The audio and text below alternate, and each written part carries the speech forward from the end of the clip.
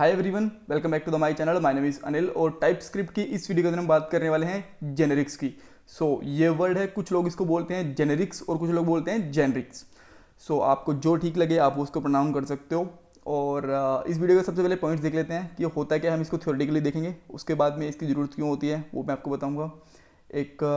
हम प्रोग्राम बनाने वाले हैं, उस प्रोग्राम को मैं दो तरीके से बनाऊँगा।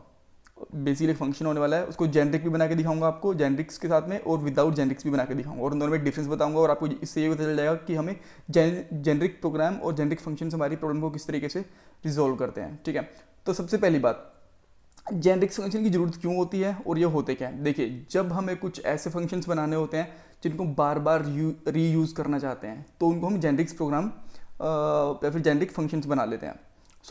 इसके अंदर होता है क्या, मैं आपको बताता हूँ कि जब भी हम कोई एक इनपुट पास करते हैं तो जो फंक्शन होता है वो सबसे पहले कैप्चर करता है कि यूज़र ने किस टाइप की इनपुट पास करी है, और उसके अकॉर्डिंग वो आउटपुट हमें दे देता है।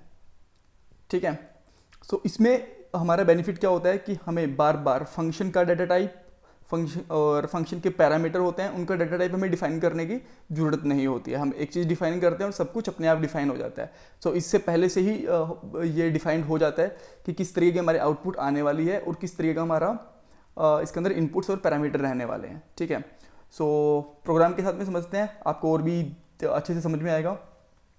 सबसे पहले मैं ये स्टेप्स हटा देता हूँ और मैं सबसे पहले एक फंक्शन बनाता हूँ यहाँ पे। राइट, और इस फंक्शन का मैं लेट्स से नाम रखता हूँ यूज़र्स। यूज़र्स भी रख सकते हैं, यूज़र भी रख सकते हैं, is totally up to you. और इसके अंदर मैं यहाँ पे रिटर्न करता हूँ, जो भी मेरे पास डाटा आएगा मैं उसी को रिटर्न कर दूंगा। राइट, मैं यहाँ पे लिखता हूँ डाटा, और डाटा मेरे पास आएगा कहाँ से, यहाँ से। राइट, और अब मैं यहाँ पे कंसोल डॉट वॉन करता हूँ और यहाँ पे लिखता हूँ यूज़र्स, और इसके अंदर मैं कुछ डाटा पास करता हूँ। लेट्स से नेम अनिल मैंने पास कर दिया, और उसके बाद में यहाँ पे पास करता हूँ एज, और एज हो सकती है लेट्स से 30। परफेक्ट। इसको रन करने के लिए मुझे टर्मिनल ओपन करना पड़ेगा, और टर्मिनल के अंदर मैं दो टाइप्स ओपन करता हूँ। यहाँ पे लिखता हूँ type script compiler app.ts -- watch, और यहाँ मैं सिंपली लिखता हूँ नोड app.js।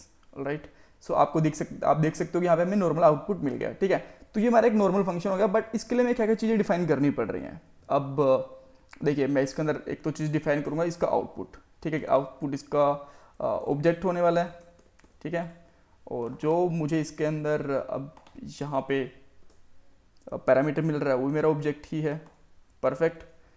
अब मैं इसको रन करने की कोशिश करता हूँ, तो ये इजीली रन हो गया है यहाँ पे। राइट, इसके अंदर कोई प्रॉब्लम नहीं आई मुझे। बट अब मैं क्या चाहता हूँ कि मैं बार बार यहाँ पे आउटपुट डिफाइन ना करूँ, यहाँ पे आउटपुट डिफाइन ना करूँ, मैं एक बार डिफाइन कर दूँ, वो हर बार चल जाए। क्योंकि हो सकता है ना कि अगली बार जो इस फंक्शन के अंदर मेरा आउटपुट आए यहाँ पे, वो ऑब्जेक्ट ना हो। Right, this is pretty possible. हो सकता है कि जो मैं अगली बार यहाँ पे जो डाटा देने वाला हूँ यूज़र के अंदर, वो हो सकता है कि एक सिंपल नेम हो, लेट्स से अनिल। अब इस केस के अंदर जैसे ही मैं इसको यहाँ पे रन करूँगा, तो यहाँ पे मुझे ठीक है कोई प्रॉब्लम नहीं आने वाली। बट अब मैं यहाँ पे इसका स्ट्रिंग आउटपुट दूंगा, यहाँ पे इसको मैंने स्ट्रिंग दे दिया, और जो आउटपुट होगी वहाँ पे भी स्ट्रिंग दे दिया मैंने। परफेक्ट। और अब अगर मैं यहाँ पे इसकी जस्ट एज पास कर देता हूँ 30, ठीक है, तो यहाँ पे मुझे अब एरर दिख गई है। तो ये हर तरीके की आउटपुट नहीं ले पा रहा है। राइट, तो हम एक जेनरिक फंक्शन ऐसा होगा कि वो हर तरीके की आउटपुट ले पाएगा, और हमें बार बार यहाँ पे जो डाटा टाइप है इस तरीके से डिफाइन नहीं करनी पड़ेगी। ठीक है, तो उसके लिए हम क्या करते हैं, उसके लिए हम यहाँ पे डिफाइन करते हैं कुछ इस तरीके से, जैसे कि HTML का टैग होता है वैसे टी। आप चाहो तो यहाँ पे x y z कुछ भी डिफाइन कर देते हो, बट यूजली यूज करते हैं टी इसको। ठीक है, यहाँ से, और टी का मतलब होता है बेसिकली आइडेंटिफायर कह सकते हो इसको, टाइप। ठीक है, और अब मैं यहाँ पे भी टी लिख दूंगा, और यहाँ पे भी मैं टी डिफाइन कर दूंगा। ठीक है, अब देखिए, अब मैं इसके अंदर वैल्यू पास कर रहा हूँ तो ये 30 भी ले रहा है। राइट, और अगर मैं अब इसके अंदर कुछ स्ट्रिंग पास कर दूंगा, लेट्स से अनिल, तो ये एक नॉर्मल आउटपुट भी ले रहा है, अब आप देख सकते हो। ठीक है, और अगर मैं इसके अंदर ऑब्जेक्ट पास कर देता हूँ तो ये एक ऑब्जेक्ट भी लेगा। लेट्स से मैंने यहाँ पे पास कर दिया नेम इज अनिल, और एज इज 30, राइट। सो ये भी लेगा, परफेक्ट। और अगर अब ये है कि फिर डाटा टाइप डिफाइन करने का फ़ायदा क्या होता है हमें, ठीक है। सो इसका फ़ायदे देखिए, एक तो ये है कि इससे हमेशा ये रहेगा कि हमने एक डाटा टाइप पास करा है, कुछ भी ऐसा नहीं है कि हमेशा वॉइड रिटर्न करने वाला है, ठीक है। अब लेट्स से कि अगर मैं यहाँ से यहाँ पे रिटर्न टाइप हटा देता हूँ तो मुझे यहाँ पे एरर मिल जाएगी, क्योंकि इसको मैंडेटरी है कि वो वैल्यू सेम वैल्यू रिटर्न करेगा ही करेगा, ऑलराइट।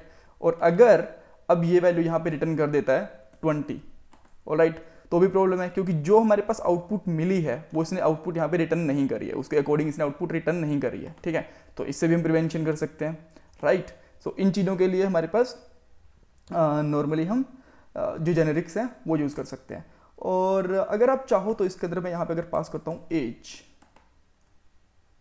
राइट, तो अब देखिए आपको डायरेक्टली एज भी मिल गई इसकी। अब इसने क्या करा, इसने जस्ट ऑब्जेक्ट के साथ में एक की पास करी है और की यहाँ पे चली गई और यहाँ पे मुझे एज भी मिल गई डायरेक्ट। तो इस तरीके से हम एक की भी गेट कर सकते हैं। तो ये फायदा होता है हमारे जेनरिक्स का और बिना जेनरिक्स फंक्शन बनाने का। मैंने आपको बताया था कि अगर बिना जेनरिक्स हम टी पास नहीं करेंगे तो काफ़ी सारी प्रॉब्लम आने वाली है, ठीक है। सो ये था जेनरिक्स के बारे में। कुछ आपको कुछ कन्फ्यूजन है तो मुझे कमेंट बॉक्स में पूछ सकते हो। चैनल को सब्सक्राइब करना, वीडियो को लाइक करना मत भूलिएगा। Bye bye, take care.